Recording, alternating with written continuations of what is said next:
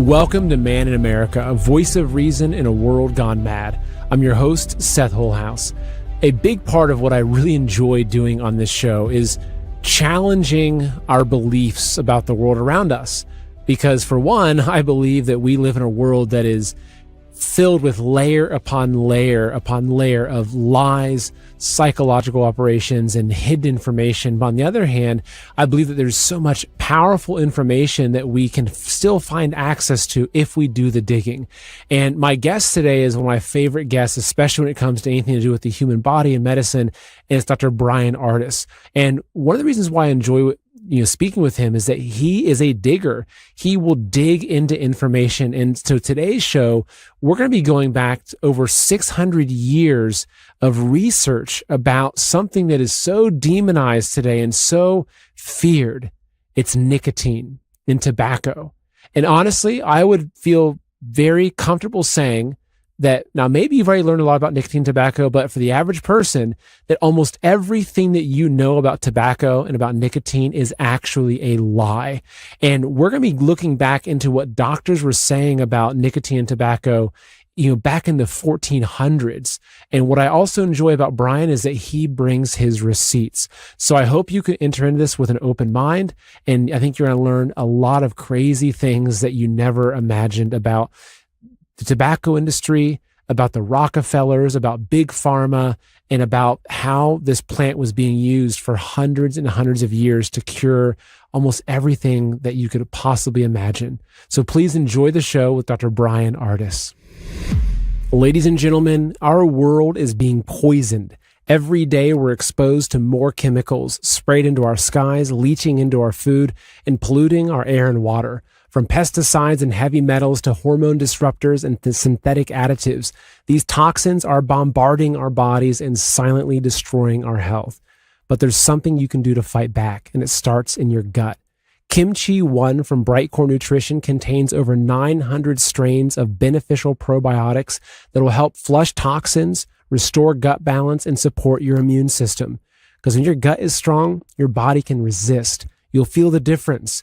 Better digestion, more energy, clearer thinking, stronger immunity, and even improvements in your skin, hair, and metabolism. And this isn't just hype. Studies show that fermented foods like kimchi can reduce the risk of obesity, improve blood sugar, and support whole body wellness. Kimchi 1 is all natural, non-GMO, dairy-free, gluten-free, and 100% made in the USA by a company that actually cares about your health. And today, you can get an exclusive offer just for my viewers, 25% off with your code MANINAMERICA by clicking the link below. Or call my friends at Brightcore for up to 50% off your order and free shipping. So give them a call now at 888-575-6488, and their educated staff will make sure that Kimchi 1 is right for you. Again, that's 888-575-6488. All the links and information are in the description below. Dr. Brian Ardis. It's always just so much fun to have you on the show. I learned so much.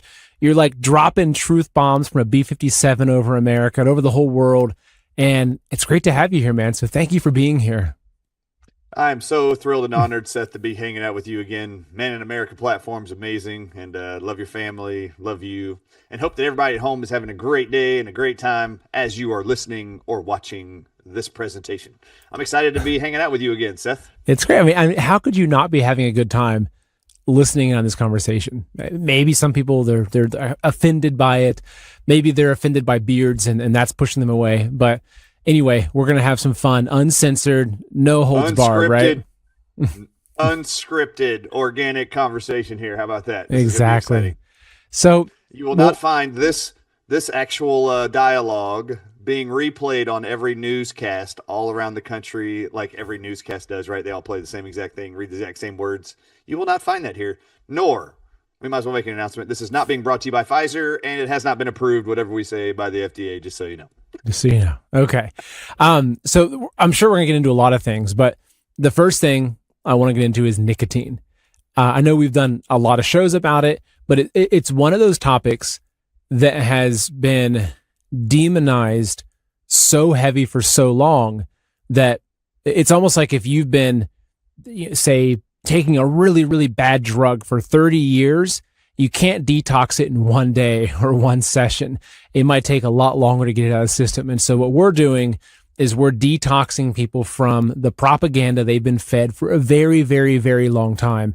And sometimes it takes more than one session. So over to you, nicotine. Where do you want to start? Yeah, so number one place to start. Let's ask a few questions that I think even audience members may be asking themselves, right? So I think from anybody, I love studying public speaking, how to be an effective public speaker. One of the greatest lessons I learned early on as a teenager was to be an effective public speaker, which hopefully there's a public watching this and listening. As the public watches and listens, I learned a long time ago that you need to know your audience. So let's put myself in the place of the audience. So nicotine. What is it if I walked on any street corner like Jay Leno used to do with his late night show and go ask questions of anybody around America or on the streets of Hollywood?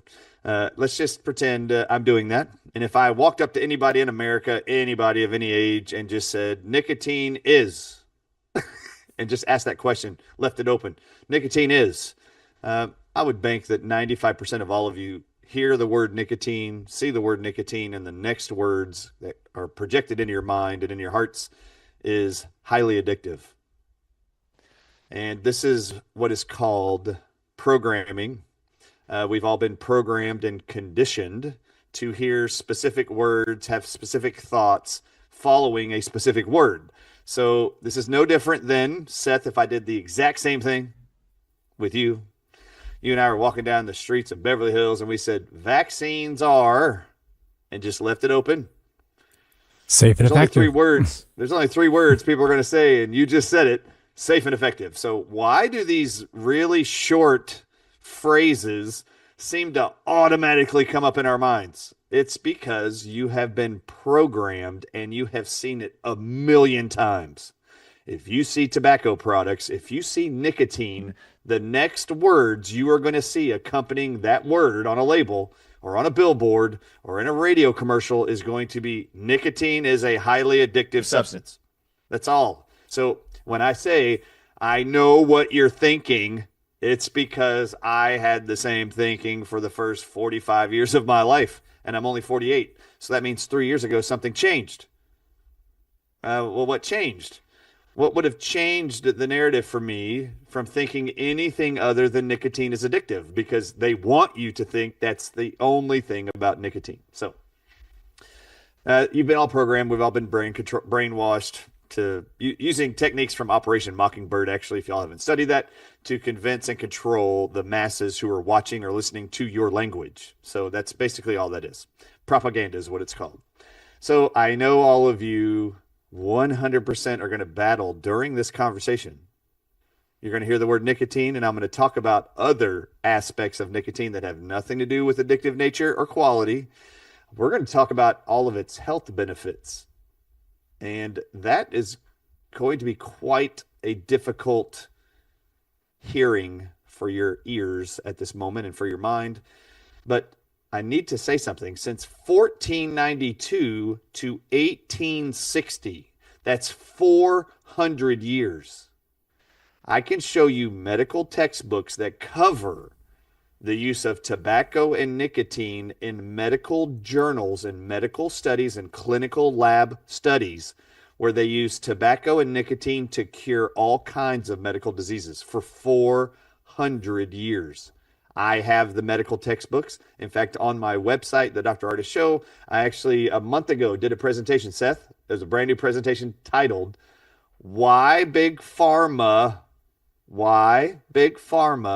is Bribing All Governments of the World. Right there. You see Why Big Pharma? It's the second one right there. Why Big Pharma hates... Look at the title. Why Big Pharma is Bribing Governments Around the World to Ban Tobacco and Nicotine Products. And this was an incredible presentation because I found a medical textbook from 2012 that a medical researcher had compiled all the known ways in which the tobacco plant and nicotine were published in what year to cure which medical diseases. Keep going down. These are what you're looking at on the screen right now is out of this PowerPoint. Look, stay right there. What I'm highlighting is the number one lobbying industry in 2024. Lobbying means to bribe government officials with money or gifts to get them to do things on your behalf for your company, your industry, or your person. So the number one highest lobbying industry last year in America, who bribed government officials in America to do things on their behalf, was the pharmaceutical industry. They paid $295 million, Seth Holehouse, to all of our elected officials in Washington, D.C., to do stuff for the drug companies. Okay? Now, that's the lobbying power. Now, what you're looking at right now is I dive into what were the top 10 pharmaceutical drugs sold worldwide in 2024. The very first highest revenuing drug for the entire largest lobbying industry in the world last year is a drug called Keytruda. Right now on the screen, you're seeing the drug companies by name that made the most money last year, and Pfizer was number one in the whole world. But if you keep going down on this PowerPoint presentation, keep going. These are the drugs that bring in the most pharma revenue. You'll see cancer drugs are number one. Keep going down. This is 2024. Let's keep going. This is the highest revenuing drug in the whole world last year. Most of you don't even know what it's called. It's called Keytruda. Never heard of it. It's a cancer drug made by Merck. Its revenue was almost twice as high as the second highest grossing drug in the entire world last year. Number two, if you keep going down, number two is actually one you will be familiar with. Ozempic. So Ozempic is number two last year. It did almost $17 billion a year. What I am about to highlight after I show all of you the top 10 money-making drugs for Big Pharma, who is also the number one largest industry bribing our governments to make decisions on our behalf as citizens. What I'm about to show you is every one of the top 10 drugs, Seth, sold last year. I show you what the revenue was for 2024. I show you what each of the top 10 drugs, including Eliquis here for heart disease. I show you every drug that made the most money for Big Pharma last year. And then I show you in the little red box what that drug is prescribed for, Seth Holehouse. I show you in this PowerPoint, as you keep going down, I show you that medicine and the pharmaceutical industry has known for 500 years that every single one of the conditions, that every one of these drugs you're looking at are used to treat and make billions of dollars for the Big Pharma. Did you know that every one of the conditions that the top 10 drugs sold in the entire world are all cured with tobacco? And all of it is referenced in this medical textbook called Medical History, a history of the medicinal use of tobacco from 1492 to 1860. And in this book, I can show you every year that they have published by orthodox medicine. And I show you this is not like folk medicine. This is traditional orthodox medicine. How conventional medicine has known for 500 years now, since 1492, that tobacco is the panacea, the cure-all for all human diseases. And if you read that statement there, if you can read that there, tobacco is probably the tobacco is probably the only plant which was ever used as the panacea of panaceas. Now, I'm going to define for you what panacea means. Keep going down. So, medical doctors called this the panacea of panaceas. What does the word panacea mean? I had to go look it up. It's the remedy for all remedies, of all remedies, right? The cure of all cures, right? That's right. That's right. Keep going down. I make sure you read it. All right, read it. Look at there. You see it and highlight it. It's defined as, namely, for all diseases, a remedy for all difficulties, a cure-all. So for 500 years, tobacco, the plant, has been known as a cure-all for all diseases. But when you look at all plants and all cures that are considered panaceas, for 400 plus years, conventional medicine has called the tobacco plant the panacea of all panaceas.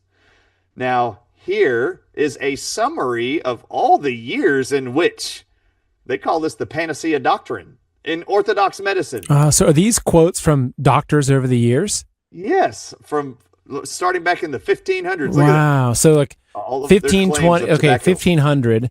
So fumo, smoke, cures many ailments in which the skill of doctors is fruitless. It kills many other ailments. 1524, smoke heals any ailment. 1571, sana sacta, which I'm sure is some sort of Latin word for tobacco, perhaps, cures a list of 48 diseases and much else. 1572, tobacco being hailed as a panacea. Here we go. 1579, the herb is holy. 1582, the herb is of divine origin. 1586, a panacea for all sorts of ailments. Here's 1588, the Indians of Virginia who use, I'm guessing that's the word for tobacco, are notably preserved in health and know not many grievous diseases wherewithal people in England are oftentimes afflicted.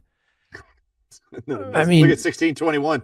1621, a sovereign remedy, a virtuous herb. 1622, a plant of God's own making, good for every condition. Well, here, 1633, tobacco would cure all the best known diseases. It was a jewel. If he should set down at large all the ailments that tobacco would cure, it would require a big volume. I mean, this is here, 1659. Panacea as the universe or the universal medicine. 1665, all ages, sexes, all constitutions, young and old, men and women, the sanguine, the choleric, the melancholy, the phlegmatic, take tobacco without any manifest inconvenience. Man, this is look at 1668 there. The use of snuff improved the whole body. Again, not just parts, the whole whole body. All right, so I just highlighted one of those because I was like, y'all got to see this, man. Yeah, 1614, eulogized tobacco, said that every part was medicine, root, stalk, leaves, seeds, smoking ashes, cured almost all diseases. Look at that. Okay, do you want to know why Big Pharma, the largest bribing lobbying industry in the world, is telling all governments around the world to ban and get people to distrust tobacco? Holy smokes. Funny, maybe that has some sort of tobacco origin, even the saying "holy smokes," right? Holy smoke, right? Holy smokes, exactly right. That's hilarious, Seth. All right, oh my goodness! Is this fun for you? This is fun for me. This is a blast. Like this, I would do this on my weekends all day if I had the time to. This is amazing. Amazing to me. All right, so this is just a summary of some of the years in which it was published by medical research scientists. So here you go. Now, if you zoom out, you'll see here. I'm going to start walking audiences through. In this same textbook, look at that. This is Keytruda, the #1 selling drug in the whole world last year, made $30 billion. Go to the next slide. I'm going to highlight what it's for. It's for cancer. Now look to the right. Out of the same medical history book on tobacco, look to the right is the screenshot of the years orthodox medicine, conventional medicine published. Tobacco was a cure for all cancers and cancerous growths. As early as 1560. That was being published as tobacco as a cure for cancer. Yeah. Do you think Merck, who sells Keytruda $30 billion in 12 months for cancer, do you think they want any governments around the world promoting and allowing tobacco to be bought? Well, because the thing is, Dr. Ardis to talk on Seth Holehouse's platform about the health benefits of tobacco. Exactly, because you could grow this plant in your own backyard, and then you could zoom dry into it. That right side. Zoom into that right side, Seth. You got to show these people this. This is inside the book. They show you the years published by medical journals and by medical doctors, the use of tobacco and nicotine getting the credit in these years, what years they found tobacco cures all of these conditions. Incredible. I'm only putting these side by side from that book, that textbook, medical textbook. You'll see that this is tumors. They knew that tumors of any kind in the body or on the body could be cured with tobacco. 1851, 1597, these were all published. I mean, they've known this for 300, 400 years now. They do not want you knowing this. They want you getting chemo, radiation, and surgery. Gosh. They don't want you knowing tobacco has been known to do this. All right, go to Ozempic. This is awesome. Okay, let's go to the next one is Ozempic, #2. Go down. Next slide. The next highest revenuing drug worldwide was Ozempic. Ozempic, look, zoom into Ozempic. Nope, go to the left. Zoom in there. I actually, from this article, show you what it's prescribed for.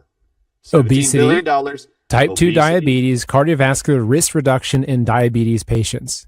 Good. So let's stay with obesity. We know that Ozempic is promoted for obesity and hunger regulating. So go to the right now. Let's see. Did they say anything about tobacco curing and preventing obesity? Oh In my God, 1614. they've known tobacco prevents obesity since 1614. Go to the next slide because I'm not done with Ozempic and tobacco. Okay, so next slide. No, Here we go. Hunger, Look at this. preventative agent as early as 1457. Look at all the decades. My goodness. Those are all the decades that they have published in medical journals, highlighted by medical doctors and scientists around the world, that tobacco helps to prevent hunger and overeating, which is what Ozempic's promoted for, by the way, a hunger-regulating Gila monster venom. Oh my goodness, that leaves you blind. Yep, that leaves you blind. Yep. Now let's go to Eliquis. This is you see this non-vascular atrial fibrillation. This is a heart issue. All right, so these are heart problems, heart arrhythmias. There's no way tobacco can benefit the heart, can it? Well, if you go down to the next slide, I'm going to show you out of the book. These are all your chest afflictions. Where's your heart? It's in your chest. Now, I just highlight these, but they're going to get into cardiovascular here in just a second. So here's your chest afflictions in all the years. Incredible. Pain in the chest, which is what they tell you about heart attacks. Yeah, we'll keep going. What about aches in the lungs? We're going to stay with the chest because they're talking about pulmonary atrial fibrillation in the lungs and in the chest from the heart. So I'm going to go through this textbook and show you every year conventional medicine knows that anything related to the chest, atrial fibrillation, chest pain, arrhythmias, you name it, they know tobacco will cure. Keep going down. Wait, hold on real quick. This. In 1633, they discovered that tobacco can cure flatulence. That's pretty impressive. I wonder where Beano is on the profit list. They're threatening the fart prevention industry with tobacco. Did you know that they took people? You'll see it on this PowerPoint. So now I'm going to stick with Eliquis because they're talking about heart conditions here. I want you to go to the right. This is a very recent research study about tobacco and heart disease. I want you to read out loud. This is all about tobacco, this entire research paper. Just read the highlighted sentences. Okay. So it says, tobacco is a popular plant in human history and economy, and it is a notable fumitory plant. I'm guessing it means it's a plant commonly smoked. It says, in addition to the alkaloid nicotine, tobacco contain other major phytochemicals such as flavonoid tannins, saponins, terpenoids, cardiac glycosides, phenols, steroids, polypeptides, resins, etc. These bioactive substances have a number of biological activities, including antimicrobial, antibacterial, antifungal, antiviral, antioxidant, antithelmintic, nociceptive, yep. That prevents dementia. Anti-Alzheimer's, peripheral nervous system activities, central nervous system, and cardiovascular system activities. And this was published on the International Journal of Applied Science Research. Yeah, so let's just break it down. Okay, did you not just read how tobacco has all these components and nutrients inside of it? They even name what they are. And then they start telling you what are all the health benefits of these different constituents inside the tobacco plant. If you go one by one, Seth, let's start over with that second sentence there. I'm sorry, the sentence after all the nutrients are named. Yes, it says various parts of Nicotina tabacum, such as roots, stems, leaves, flowers, fruits, and seeds, are used in traditional medicine in the treatment of various human ailments such as skin diseases, bronchitis, asthma, ulcers, piles, worms, dysmenorrhea, constipation, gastrointestinal disorders, hydrocele, anthralgia, gout, lumbago, etc. Therefore, the aim of this article is to comprehensively review the phytochemical properties, pharmacological activities, and entomedical uses of tobacco reported worldwide prior to the end of 2020. So I want you to understand and put yourself, Seth, in the position of pharmaceutical executives and those in charge of stockholder profits. Yes. The sentence underlined in the middle of the paragraph where it starts with the benefits of these constituents inside of tobacco leaves and tobacco plants. Its benefits include antimicrobial, antibacterial. How much money does the pharmaceutical industry make off of antibiotics that are antibacterial? How much money do they make off of drugs they call antivirals like remdesivir? Read the statement. It even includes antiviral, antifungal, anti-helminthic. Do you know what that is? Helminth is a tapeworm. That means tobacco kills parasites. So how much ivermectin, hydroxychloroquine, fenbendazole are being sold around the world and prescribed when in fact tobacco's been known to be anti-parasitic for all parasites for 500 years. Oh, anti-Alzheimer's? Oh, it even says it's also for cardiovascular benefits and activities.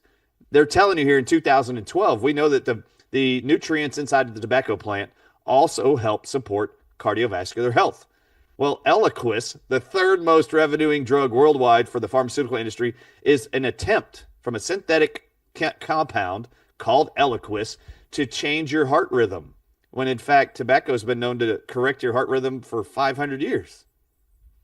Are you starting to understand why 200 countries right now, Seth, are being bribed by pharmaceutical giants to ban tobacco products and to ban all nicotine products? Because it is nicotine for 500 years now, known to science, that is the thing responsible inside the tobacco plant for reversing cancers, preventing hunger, preventing obesity, and reversing heart disease, and all the other ones that are in there. Psoriasis is included. Oh, don't even get me started here. I'm going to show you the fifth revenuing source of all money for the pharmaceutical companies in this document is vaccines. Oh, okay. Okay. And you're gonna get in this PowerPoint, you're gonna get to the point where I start talking about vaccines, and I show you in the medical textbook about tobacco curing all the diseases that they have vaccines for. You're gonna see chicken pox is cured by tobacco, smallpox is cured by tobacco, tetanus. All of you are told you need to be updated on a tetanus shot because all of you are going to be with Seth Holehouse and his team riding a bicycle. You're going to fall off in the morning. You're going to land on a rusty nail somewhere randomly in the woods, and you are going to need a tetanus shot.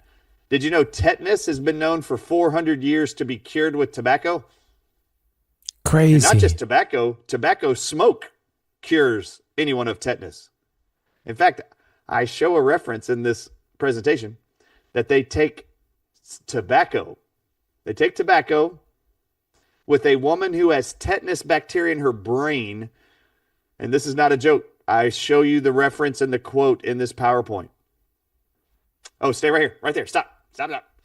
I highlight right there vaccines. Do you see that? The drugs that bring in the most pharma revenue. Now, Before I go any further, hold on. I'm going to stay on tetanus here because we'll show it here in just a second.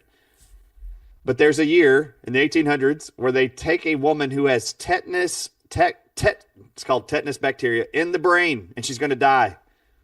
And a medical doctor in Europe decides to take tobacco, the panacea of panaceas, and blow smoke into her vagina to treat the tetanus in the brain, and it cured her of tetanus in the brain.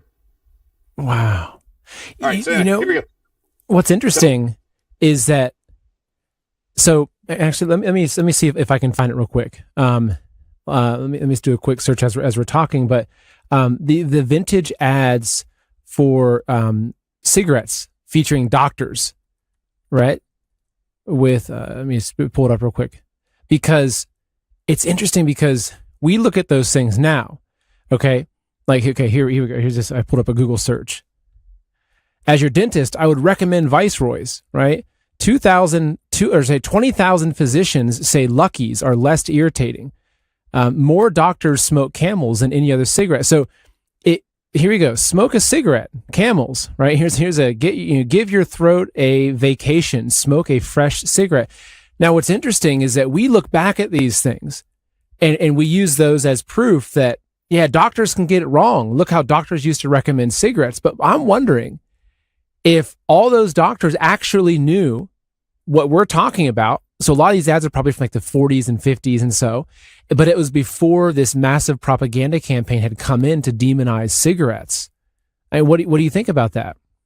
Yeah, the timing as you look at this medical textbook on the medical history of tobacco and all of its curative properties for all diseases that I just summarized in this presentation, you notice the dates go up to 1860 because I continue the conversation in that book. You can continue going.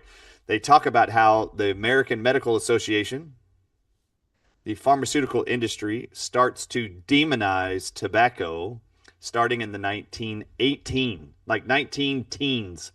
And what's interesting is, when did Abraham Flexner's report get published, paid for by Carnegie's Foundation and Rockefeller Foundation? That was in 1910. Interesting. And what was Abraham Flexner told to remove from all curriculum in medical schools in Canada and America in 1910? You've probably heard me talk about the importance of being prepared, and that includes having access to life-saving medicine when you need it. That's why I want to tell you about ReliableMedicines.com. They offer affordable, prescription-based meds like ivermectin, fenbendazole, hydroxychloroquine, essential antibiotics, and more, all shipped directly to your door quickly and discreetly. There's no runaround, no waiting in line, no begging your doctor. Shipping is fast, usually 7 to 15 days, and their support team is available 24/7 if you need anything. I've used them myself, and I can tell you, this is the kind of resource every family should have on hand. And just for my listeners and viewers, you can use the promo code MIA15 at checkout to get 15% off your order. So head over to ReliableMedicines.com or just click the link in the description and stock up on life-saving medications while you still can. Again, that's ReliableMedicines.com using the promo code MIA15. So this goes back to the Rockefellers and Carnegie. And because of course they're bringing in their modern pharmaceutical industry, and they knew that if everyone could cure themselves with an herb that most people could grow or you could easily obtain, is highly they couldn't patent just a plant you're growing. So okay, wait, stay there. Plant you're growing. Well, what's the plant? We're talking about tobacco. So they know they couldn't do that with tobacco, and they're trying to sell drugs based on petroleum. All right, go up a couple slides here. Stay with anti-rheumatism. Keep going up where we start with that. Okay, stay there. Stay right there. Yeah, here. Anti-rheumatics. Rheumatics, okay? Okay. Yes, right there. I think that's it. Yeah, that's it. All right, so look. So the 5th highest revenuing group or category of pharmaceutical drugs last year was anti-rheumatics. So rheumatism is defined as swelling in your joints, pain in your joints. Okay, look to the right. If the 5th highest revenuing drug source is anti-joint pain drugs, well, just last year in 2024, look at all the years they knew that rheumatism was cured with tobacco alone. People around the world, Seth, walk up to me every week they'll lift up their shirts, roll up their sleeves to show me their nicotine patches, and then they say this 90% of the time out of their mouth, every single person. Dr. Ardis, I've been using the nicotine patches. All my arthritis pain is gone all over my body just within a few days. And I'm never going to stop doing it. And I'm like, this is amazing. Nicotine is 4 times more anti-inflammatory. It shuts off pain more than anything else it does in the human body. It's Incredible. 4 times more anti-inflammatory than NSAIDs, Tylenol, ibuprofen, Advil. And they've known it. Look at all the decades that they know rheumatism and inflammation of joints are cured with tobacco and nicotine. Okay, so now you're starting to understand why Advil would hate tobacco and nicotine, why Tylenol would hate nicotine, which was owned by Johnson & Johnson. Anyway, you'll see all these things. Incredible. Incredible. Oh, and how many people do you know have rheumatoid arthritis in America and are all taking prednisone every day, which is brought to you by Big Pharma, instead of being told, just go get a nicotine patch over the counter? Incredible. We've known this for 500 years. Wow. So I've got a few questions here. Okay. As I'm thinking about this and looking at these, Rockefeller, these control structures. So that textbook you found is just absolutely incredible. And I think that alone shows that there's something more to this plant. Now, my question is, if you look at the cigarette companies, Philip Morris and these big cigarette companies, so probably initially they knew that what this was, they knew that it was good, and they were selling tobacco to people. But then once Big Pharma, once the Rockefellers came in and seized control of the entire medical industry and built their medical industrial complex, I wonder if there was then an agenda to take all of these cigarettes and tobacco products that they were selling, snuff, chew, etc. And I wonder if there was an agenda to take those, add a bunch of poisons to them, So they then had massive amount of data that show that cigarettes are leading to lung cancer, people are being killed. So then they could demonize, like if that was part of the psyop, is take a healthy drug that had a huge industry, take that industry, it purposefully taint that product to make it kill people, so they could then create this global, century-long campaign of demonizing not the chemicals they're putting on the cigarettes or dipping the filters in, but demonizing the drug itself that they can't allow to be used widely in the populace.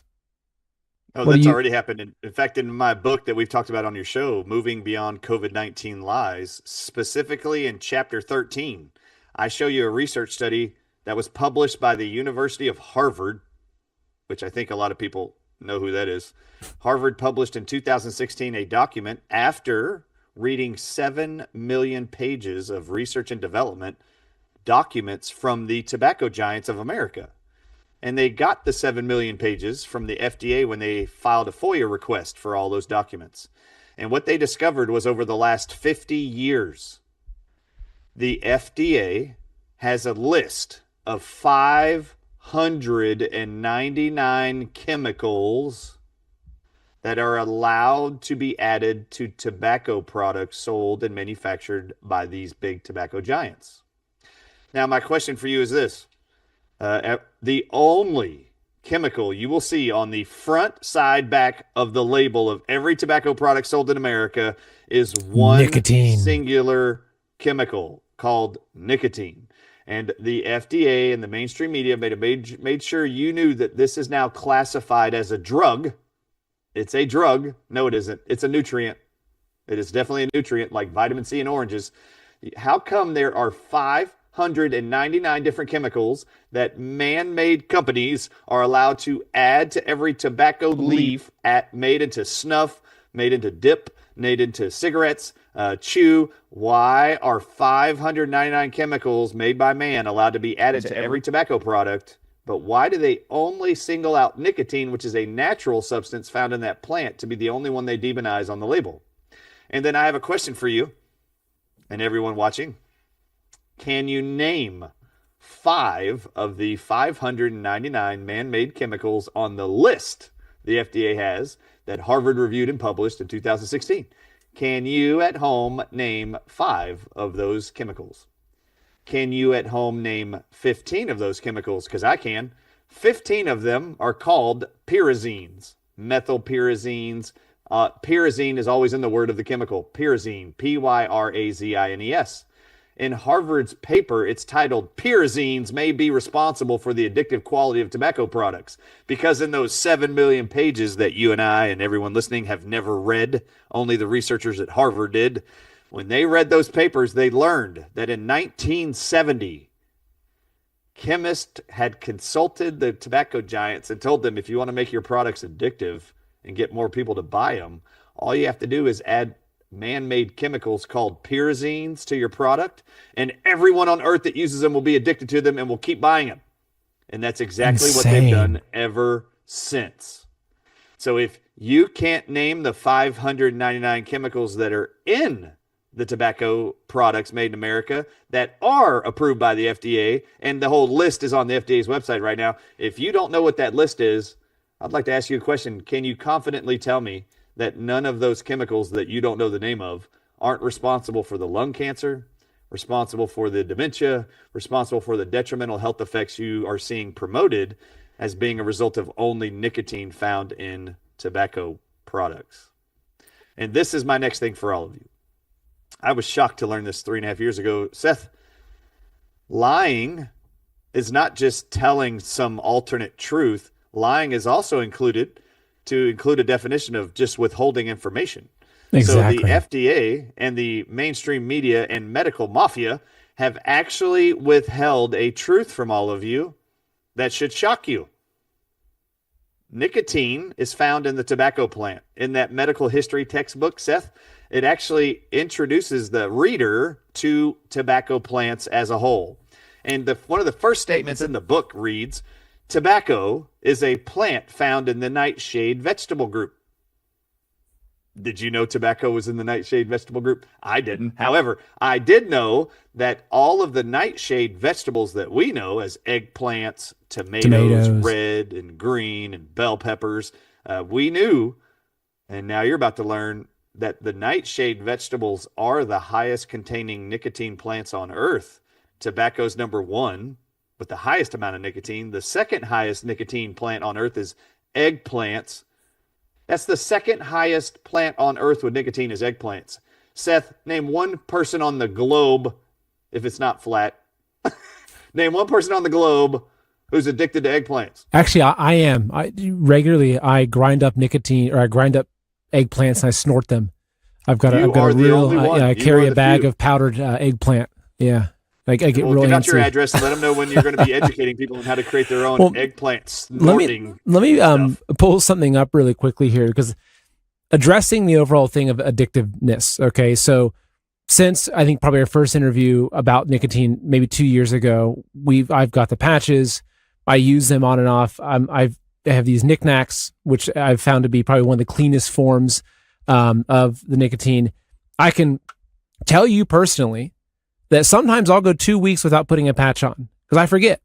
Or sometimes I'll go 3 weeks without having a single one of these knickknacks because I forget. I've never had withdrawal symptoms. Now, however, that's just me, anecdotal. Seth, I'm the same way. 3.5 years right? now. I will miss 2 or 3 days, and every week, and I'll just go, oh man, I forgot. Going on. You know what I don't forget? I don't forget caffeine. Yeah. Oh yeah. We have our espressos every morning. Can I show you something real quick that I found that to me? I found this after one of our interviews. To me, this right here is the smoking gun that proves nicotine is not addictive. Okay. So this is on the NIH, right? So this is, maybe Fauci wrote this article himself. I don't know. This is a study. It was a 6-month double-blind pilot clinical trial on nicotine treatment of mild cognitive impairment. Now, in this, it says there are 74 subject results. Of 74 subjects, okay, the primary cognitive outcome measure showed a significant nicotine-induced improvement. The secondary outcome measures showed significant nicotine-associated improvements in attention, memory, psychomotor speed, and improvements were seen in patient-informant ratings of cognitive impairment. Okay? So right there, they're showing us. Now, here's the kicker. So they took 74 subjects, and for 6 months, they put them on 15 milligrams per day, which is actually a much higher dose than I ever take. I know that you take, because the patches I take, I think, are 4 milligrams. So they put 74 subjects on 15 milligrams a day for 6 months. Now, hold on. Let's take a look. One cigarette, by the way, everybody. One cigarette has 1 milligram. So this is the same as 15 a pack of cigarettes a day. Okay, now here, this is the killer. The kicker, I guess, not the killer. At the very end, they say, no withdrawal symptoms were reported by subjects or informants, nor were any subjects reported to be continuing to use nicotine after the study was completed. If this stuff was addictive, as they said it would, this would say, instead of that, it would say 85% of subjects reported difficulty stopping to using nicotine due to its addictive nature. However, for 74 people that were given the equivalent of 15 cigarettes every single day for 6 months, this study on the NIH points out that there were no withdrawal symptoms, nor did any subjects have any issue stopping the use of nicotine. I mean, to me, that's the smoking gun. I'm sure you've got a lot of smoking guns too, but like, it's right there. The exact same conclusions were published by the nicotine patch study authors for those with long COVID. And that was only a 6-day study with nicotine patches. Nobody had withdrawals. Nobody had the want to continue using nicotine. They just went on about their lives without any symptoms remaining after 6 days of using nicotine patches. This is even greater. 74 people over 6 months, 15 cigarettes a day. I mean, seriously, how many of you have read a research study saying that we gave meth and heroin for 6 months straight to people, and when we told them to stop the study, they never wanted heroin or meth ever again? Yeah. What you should have thought you were going to read was that all of them ended up in rehab trying to get off of the nicotine addiction. Of course. And going through their horrific withdrawals.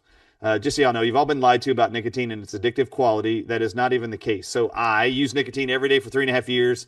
now, and I've never, and so many days I forget to do it. And in the afternoon, usually it's in the afternoon when I'm into like my 10th research study that I'm combing through, because I just love diving into research studies. Why? Because the medical journals, the editors, and the pharmaceutical industries that fund them make sure they deceive you in the summary abstracts of the studies to make sure you don't go in there and read them. I love going in and reading them all and finding those nuggets inside of them that they don't want all of you to find. So as I'm reading like the 10th one every single day, if I forgot my nicotine patch that morning, which happens 2 or 3 times every week, come 3 o'clock in the afternoon, I'm like, wait a minute, something's wrong. How come I'm not processing this information as fast? Oh, crap, I forgot my nicotine patch. And I got to go walk back to my bathroom, put on my patch again. I'm like, about 30 minutes later, I'm like, there's my brain. There's the speed at which it's normally firing at since I've been using this incredible nutrient God gave us and all these plants. In fact, an example would be Medical News Today last year published an article titled, "Can Dietary Nicotine Prevent Parkinson's?" Now, just by definition alone, the word dietary nicotine, who's eating nicotine? Well, if you have to read the article, but the article tells you that if you eat nightshade vegetables that are high in nicotine, it can prevent or often cure or ameliorate all of your Parkinson's symptoms. Isn't that amazing? Well, how many drugs are being sold to the millions of Americans told they have a genetic condition called Parkinson's? And it's just genetic. There's nothing you can do about it. No, they've known that tobacco can cure neurodegenerative diseases. Look at the title of the article Seth Holehouse just put on the screen.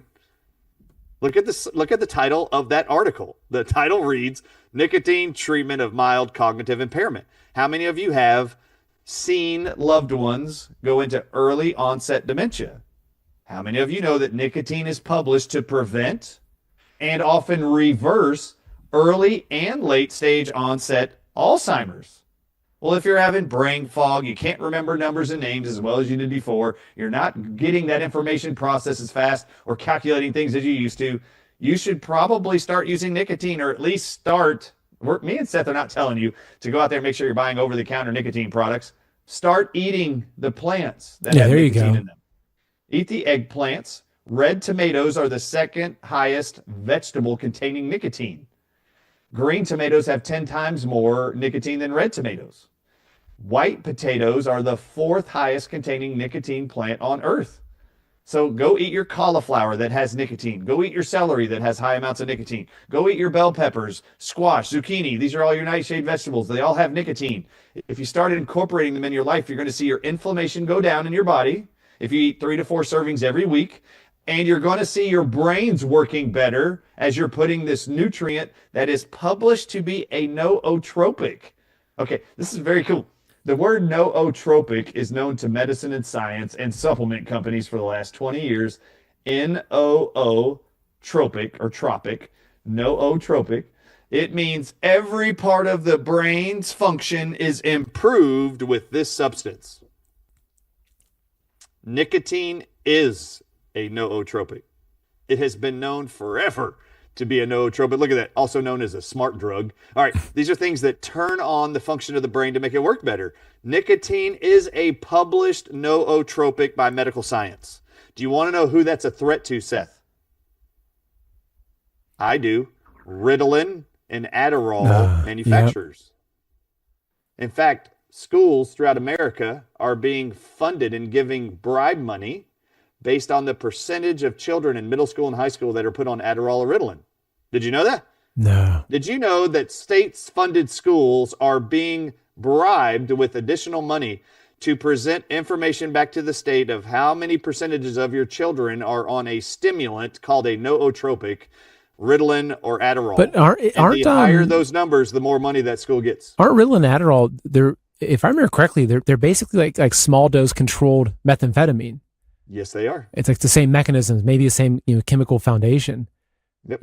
And I can happily say I've never in my entire life tried Ritalin or Adderall. I had friends in school that were snorting it, especially come exam time, they were all taking this stuff. I avoid that kind of stuff, thankfully. So as you watch kids in school, that's where you got the idea with the eggplant in the cafeteria. I'm going to Oh snort yeah. this eggplant Oh so I yeah. can look cool. Yeah. I I got you. busted in the bathroom one time for smoking eggplant. Okay, I'm joking. For people that don't get my humor, Absolutely. it's very dry sarcasm. So, I want to talk about two other angles to this. One is dosage recommendations for people that are listening to this, and then the other is getting into the mechanisms of how does nicotine affect our body? It's the cells, nicotine receptors, some of that kind of stuff, because that's very fascinating to me. But first off, and let's just hit dosage. I'll share my own experience. So I got my patches. My wife and I got our patches. There's a company called Secrets of Eden. I'll put the link in the description. They've got on here, it's called Miracle Patches That Heal. I've found that because they come kind of pre-cut up into the right size. I think they're like 3.5 to 4 milligrams each. And the guy that runs this website, I know him. He's a great guy. He's tried to source like very good quality. So this is what I get personally. So you can get them on Amazon, etc. We do have a promo code Seth. So I think there's like a 20% discount or 10% or something like that. So I'll put those links in the description. That's what that's what my wife and I personally use. And also I use these knickknacks. So I like the knickknacks because I get them in 6 milligrams, but what I'll do is I'll take one and if there's little lozenges, I'll take it, I'll break off a little chunk. So it's like, okay, that's about 2 milligrams. That's it. And I'll kind of pop it in my cheek and it dissolves. And I typically will take one of those if I'm getting ready for an interview sometimes. It's not like my brain sucks without nicotine. My brain's normal without it, right? But my brain, I guess, normally is pretty slow and sluggish. I just, played too many video games as a kid, perhaps. But taking say 2 milligrams like that or having the patch on, I just noticed it's just like this little boost. Like that's what it is. It's actually a lot more mild than caffeine. Caffeine's like, whoosh, and then you kind of fall. I find that this, especially the patches, which are very slow release, you just find that it'll be 3 o'clock and you'll be like, oh, I've just had a lot of extra energy today. And I feel like I'm really focused in my conversations and I feel pretty good. And the other thing too is if I feel like I'm coming down with something, I will make sure at that time that I'm much more diligent with the nicotine. And unless I'm, I got poisoned recently from my cleaning up my goat shed, which is a whole different story. Biodefense was something I used in that process. But typically that's how I use it. Right. So anyway, what is your process? How do you recommend? Yeah, I want to, I think it's just a great topic to even hit on and remind people. We just showed you a study from 2012 when we were highlighting Eliquis being prescribed as the third most revenuing drug in the world. We showed you that study from 2012 where they were breaking down all the components of the tobacco plant, including nicotine and others. But what it says is the health benefits include that it's antimicrobial. Okay, now everybody in the world, all of you are convinced you need hand sanitizer everywhere you go to prevent microbes. Yeah, which I'm convinced kills that biome that's really healthy for you, but that's a different story. It does. It absolutely does. I don't touch that stuff. There's a biofilm that lives on your skin that helps keep you healthy. And they're stripping that off with the alcohol laced inside of Purell and all the other antimicrobial agents. All right, so tobacco and nicotine, as you read in that article, is antimicrobial. So as the world is using antibacterial soaps, antibacterial hand sanitizers, the next word was nicotine and tobacco is antibacterial. All right, well, how many of you rush to the ER to get antibiotics for your kids for any bacterial infection ever? And they blame 90% of every infection ever and every symptom on bacteria, so they're going to throw antibiotics at everything. Nicotine and tobacco are antibacterial. Then it says it's also antifungal, which would be candida, yeast, mold, brewer's yeast included. All right, well, if you battle toe fungus, that is not a tough actin tenactin deficiency, as John Madden would have had you convinced if you watched football back in the 80s and 90s. No, it is not a tenactin drug deficiency. It's actually nicotine would cure you. Well, about UTIs, right? UTIs are oftentimes yeast-based, right? Exactly. Oh, and often very much so bacteria also, yeah. So I just want to tell you all the reason why I wear a 3.5 to 5 milligram nicotine size patch every single day, and why he's saying before his interviews he'll take a little bit of his knick-knack, a few milligrams, or if he's starting to feel like he's coming down with something, he'll make sure he's doing his nicotine every day, is because nicotine in the tobacco plant has been found to be antiviral, antifungal, antibacterial, antiparasitic. It actually helps prevent and overcome almost every illness created by any pathogen that you could assume is creating your symptoms. So if I'm going to be bombarded with mysterious bacteria, maybe from somebody at an event, worried about fungus and mold in a hotel room or in my home or in the water or wherever, I always am trying to remember to take nicotine every single day. I don't think about it every day, but I do make sure it's with me every day when I travel, because I'm wearing it as much as possible, as often as I can remember, to try to prevent from getting sick from any of these conditions. Why? Because I have a lot of work to do, and I love doing my work, and I love doing my job, and I love hanging out with my kids, and I love being active. I don't want to be in a bed feeling sick when I don't have to. So to speed up the recovery, to boost my immunity, I always make sure I wear nicotine. So in the realm of nicotine, most people are very nicotine naive, especially since 1994 when this lie came out. The FDA was bribed to publish a lie that states nicotine is a highly addictive substance and put it on every product ever. Make sure everybody sees it in America. So we've all known that lie. So I tell everybody who is nicotine naive, tobacco naive, and has never used their products, I recommend you starting with about 1 milligram a day for a week. Now, all of you out there, you're not going to find a 1 milligram piece of gum for nicotine gum. You're not going to find a 1 milligram Suck It mint. You're not going to find a 1 milligram patch. So please don't write into Man in America's podcast email, info@maninamerica, and write, I can't find 1 milligram patches, 1 milligram gum like Dr. Ardis said. No, you can use your common sense and rationale and do what Seth just showed you. You can bite the mint into smaller pieces.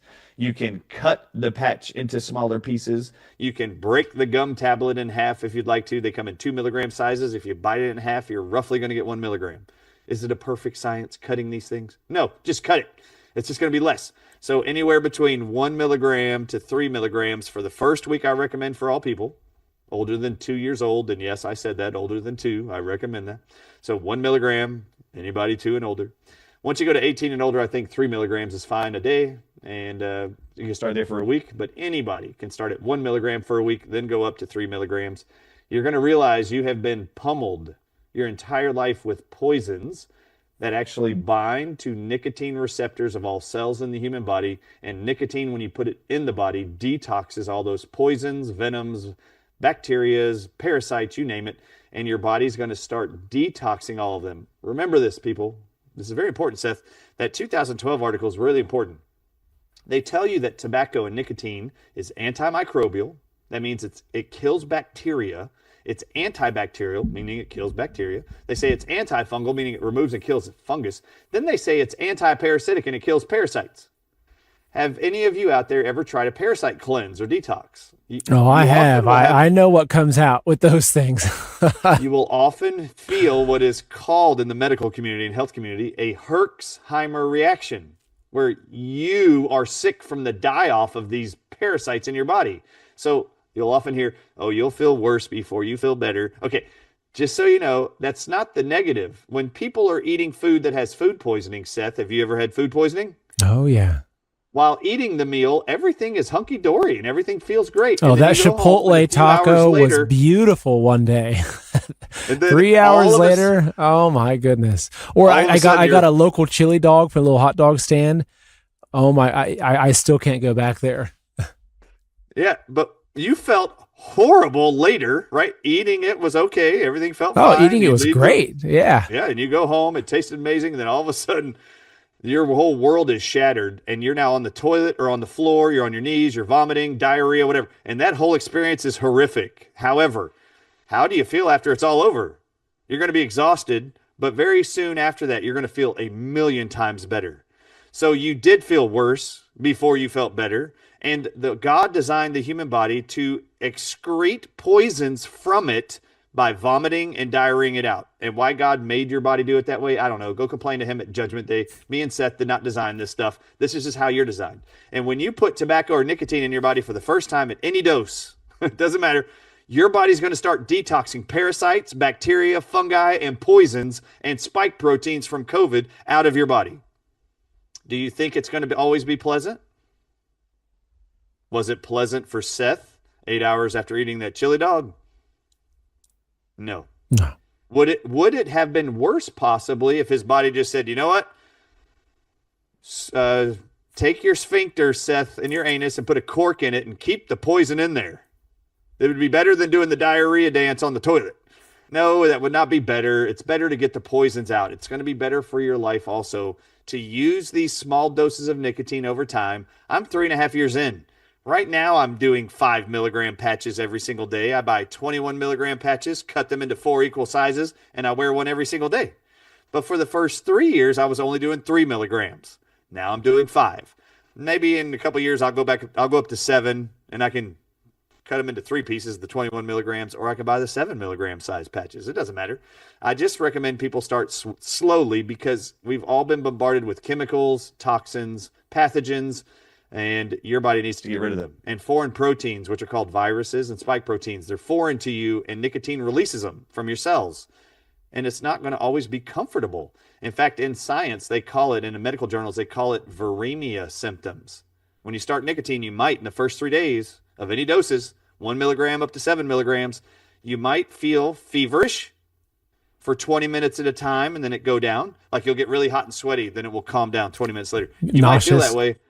That is a viremia symptom. You might get nauseous. You might want to throw up. Those are viremia symptoms. You might have that in the first few days. That's because it's a very powerful detoxer of chemicals and poisons and pathogens that many of us are living with every day. And I find my entire life is enhanced. My immunity is enhanced anytime I benefit from using and remembering to use my nicotine patches. And for you, it might be mint. For you, it might be gum.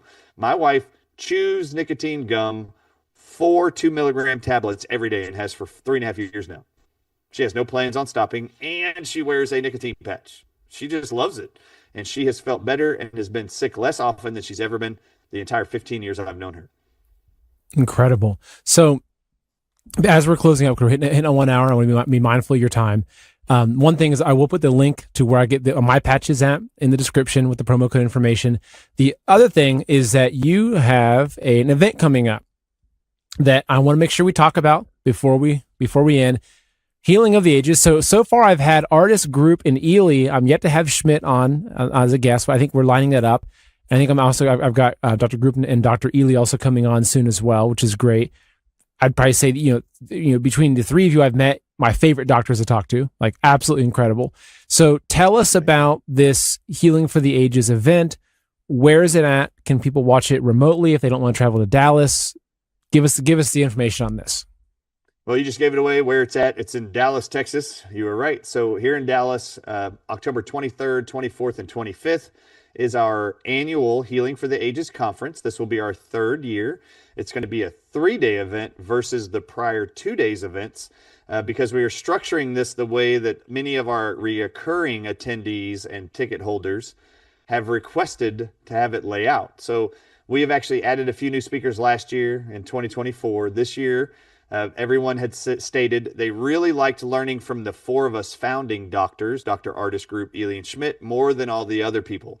So what we've done is we're going to have on Thursday, October 23rd, we're inviting 6 experts in health that we look up to, and they're going to be presenting on day 1 for 6 hours straight, 1-hour presentations, and then we're going to do a live Q&A on the stage with us 4 docs with the speakers, and we're going to open that up for a Q&A for everybody there. Then on Friday and Saturday, it's going to be the 4 doctors, Dr. Ardis Group, Ely, and Schmidt. We'll be doing 2-hour presentations on how to make yourself healthy again. If you go to healingfortheages.com, use the code Seth, you will save discounts on the virtual attendees who want to watch it digitally from home, who cannot afford or don't have the time to travel, or those who would like to come in person. The discount applies to you if you want to buy an in-person ticket. Now, just so you know, we last year had 700 attendees, which sold out. This year, we've reduced it to 600 because 700 was just a little bit more than the intimate feeling that we are trying to accomplish in our Q&As and our ability to move and discuss and interact with people in the room. So we reduced it down to 600. First year was 300. Last year was 700. We're going down to 600. We want to see, does this feel more intimate and more, unified? We'll see. We just don't want it to be too big. But virtual, we had 15,000 people live watching from all around the world last year, which is really exciting. So for those of you who go to healingfortheages.com to learn more, let me tell you what it is you can look for from me. So I'm going to be doing a presentation on the Friday and Saturday, which is October 23rd and 24th. I have decided to do something I've never done before. It's something I do every day on behalf of my patients while I was in practice, my wife, my kids. I do it all the time, but I just have never presented it to people. It's going to be published. It will have a booklet for all those who come. My presentations will be in booklet form, and we're going to give you all a booklet when you come. And you are going to be able to have this as a reference for you going home. Everybody digital. You will actually get an emailed copy that you can download where you can get that whole reference and have it on your computer at home.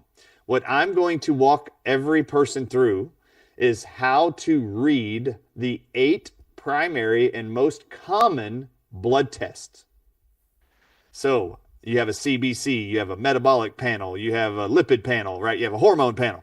I'm going to take you through all of the 8 most common medical blood tests and those reports you're going to get back from your medical doctor.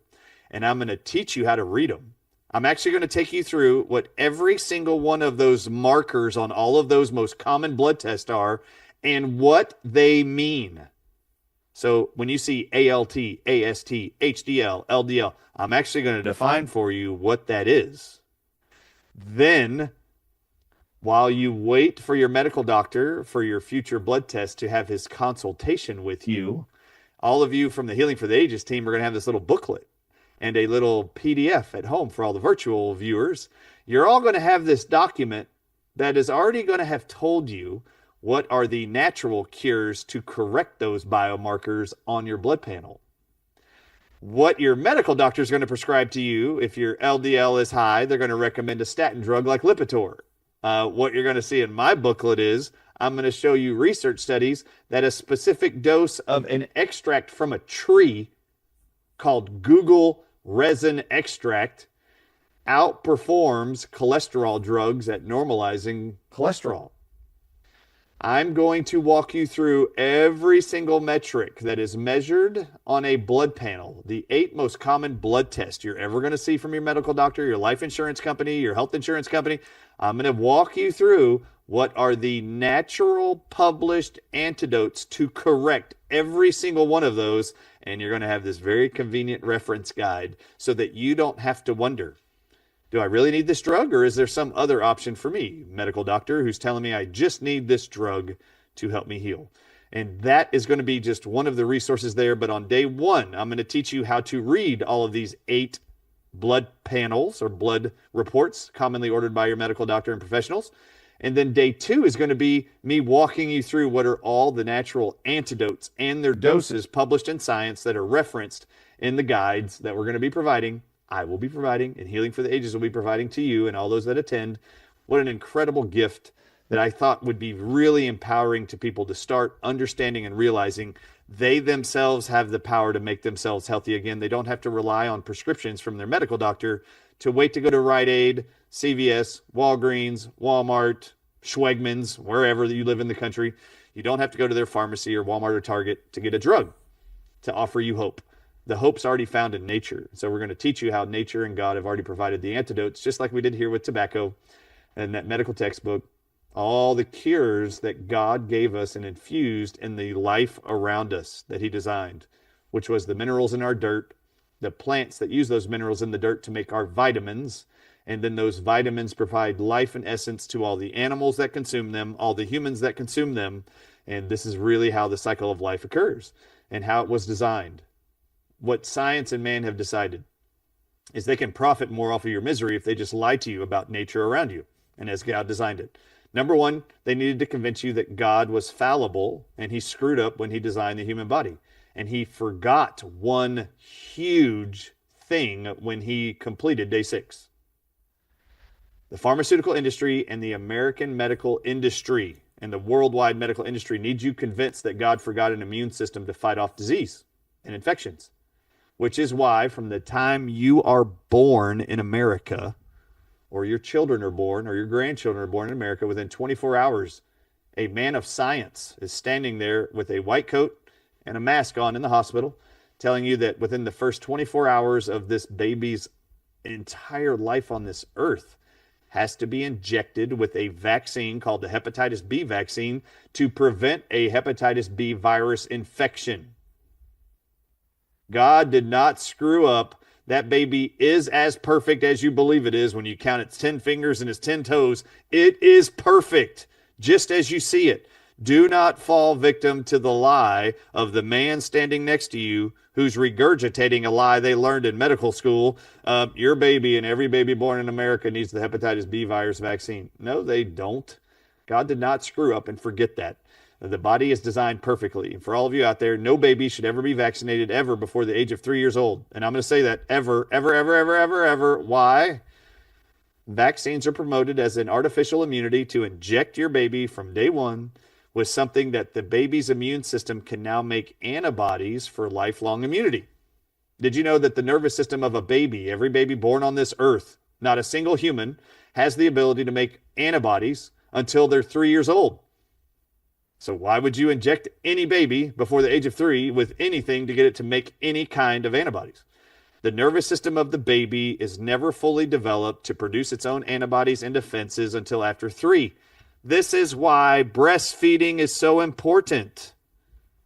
The longer you breastfeed, the more antibodies the mom's body is producing and putting into the baby. This is why, I'm not saying there's anything wrong here, but this is why the formula discussion, feeding your baby formula versus breastfeeding, is so ridiculous. From formula, you can never give the natural immunity to the baby.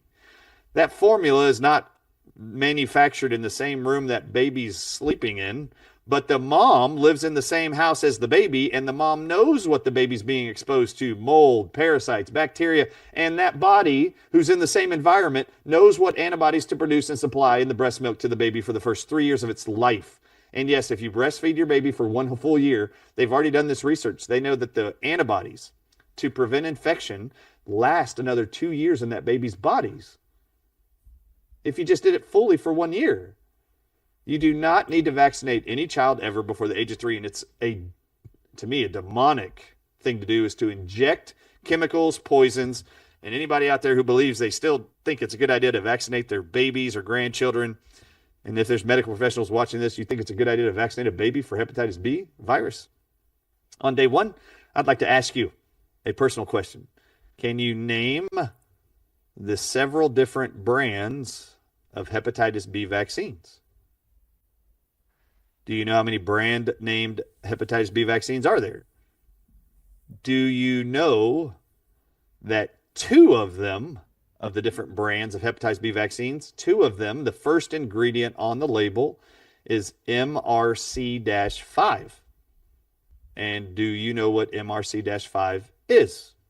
If you are convinced that every baby still needs a hepatitis B vaccine because it's just what you've always done and it's what the textbook said, and I was quizzed on it in med school and I got it right, I got the A, I got the degree, therefore I was right, I learned right, they need a hepatitis B virus vaccine. Okay, do you know what MRC-5 is? I think Seth Holehouse should look it up and educate you on what MRC-5 is. You should Google it, Wikipedia it, and read the first paragraph only of what MRC-5 is, because if you haven't read this, you absolutely have no clue what you were talking about when you're recommending hepatitis B vaccines. MRC5 is a human diploid cell line widely used in the production of viral vaccines derived from lung tissue of a 14-week-old male fetus. It's known for supporting the growth of various viruses and being sterile. They've been. All right, so let's just skip here. This is not the definition from Wikipedia. However, it does include correctly that this is MRC-5 is human cells derived from the lung tissues of a 14-month-old fetus. Oh, just so y'all know, this is an aborted white male. So this is a murdered 14-week-old baby whose cells were extracted from its dead lungs in 1966. So I have a question for you. Hepatitis B, the virus, supposedly infects the liver. I'd like to know, Seth Holehouse, if anybody out there can explain to me how lung tissue from a baby murdered in 1966 helps my baby beat a viral infection of the liver. Anybody out there got a problem with abortion? Anybody out there pro-life? I don't know. Are you? If you are you okay with injected abortal fetal tissue from 1966? And did your medical doctor and pediatrician or your OBGYN standing there in the hospital room tell you your baby needs lung cells injected inside of it from a baby, a white male that was born in 1966 to prevent hepatitis B virus infection? Did they tell you that? Well, just so you know, your medical doctors, you would find out if you asked any questions about any vaccines that they are promoting and shaming you and judging you for refusing. If you just asked a few simple questions, you will realize they are the most ignorant humans on earth, meaning they are the most uneducated people on this field and of expertise called vaccinology. They know less about the vaccines they promote than you do now watching Man in America. Insane. Well, Dr. Ardis, somehow it feels like it's a good point to end on. Don't vaccinate your babies until 3, and my kids even post 3 not being touched. And I will say that my wife, so we've got about a 19-month-old, and she is still guzzling down the breast milk, and she's just a healthy, very healthy little baby. And also too, what I learned is that when the baby actually attaches to the nipple, that the baby, part of its microbiome, communicates and sends the information back to the mother. So that connection goes both ways. And then that's how the mother's body knows what antibodies are needed, what other things are needed. So, don't you remember, Seth? Yeah. Seth, don't you remember back in high school when you were watching all your buddies snorting meth? You were snorting eggplant. Don't you remember trying to share a soda with each other? And one of the guys was like, dude, you just backwashed into that soda can. Or they'll take it and they'll wipe it off and Right. So they're like, no, I don't want that last swig because I know it's got backwash in it. Yes, when the baby's sucking on the nipple, it is getting that backwash from its own saliva, providing information to the baby, the mother's immune system, to then produce the antibodies to help protect that baby. This is the miraculousness of breastfeeding. Oh, yeah. That so many of us overlook and are now conditioned to believe that all women should be working, which is fine if you want to work, and you should just be hiring a wet nurse or going to a breast milk bank. I mean, you can do that, but nothing is as powerful, as connective, as beautiful as breastfeeding your own child. Yeah, which I've never done agree. because I'm a male, but I have 5 children, all of which were breastfed, not formula fed, and 4 of them are now adults, and none of them have ever been vaccinated ever. And they're all adults and all healthy and all been to public school and all been to universities, and none of them have ever needed a vaccine ever. And neither do your kids. Good for you. Dr. Ardis, thank you. This was more mind-blowing than I expected. I really enjoyed going through that medical the historical kind of documentation of tobacco. All the links that we talked about, I'll make sure that I put those into the description. I'll put the links to your presentations in there. I'll put the links to the Healing for the Ages with the promo code. I'll put the links to the tobacco that I get. I'll put the links to your book, Moving Down the COVID-19 Lies. Yep. Research. There we go. And we'll have all that for everybody. Thank you again for coming on. Thank you for what you're doing. It's always a blast talking to you. It's always an honor to hang out with the man in America, my buddy. Have a great afternoon, Seth. You too. Thank you. You probably think your 401k is safe, that it's growing, that it'll be enough for your retirement. But what if it's not? Here's the truth most people never hear. Your 401k was never designed to make you wealthy. It was created in a corporate boardroom to shift retirement costs and investment risk onto you, designed to keep your money trapped, exposed to Wall Street crashes, inflation, and uncertainty you can't control until now. Right now, Americans are taking back control by turning to real assets like gold and silver.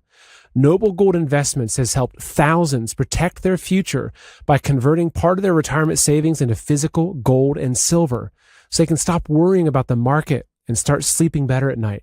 So talk to Noble Gold today and learn how safe and easy it is to roll over your 401k into a tax-advantaged precious metals IRA without penalties or headaches. Visit goldwithseth.com or call 626-654-1906 to get your free wealth protection kit, including a step-by-step guide to get started. It's time to get your money out of the danger zone and into something real. Again, that's 626-654-1906 or goldwithseth.com.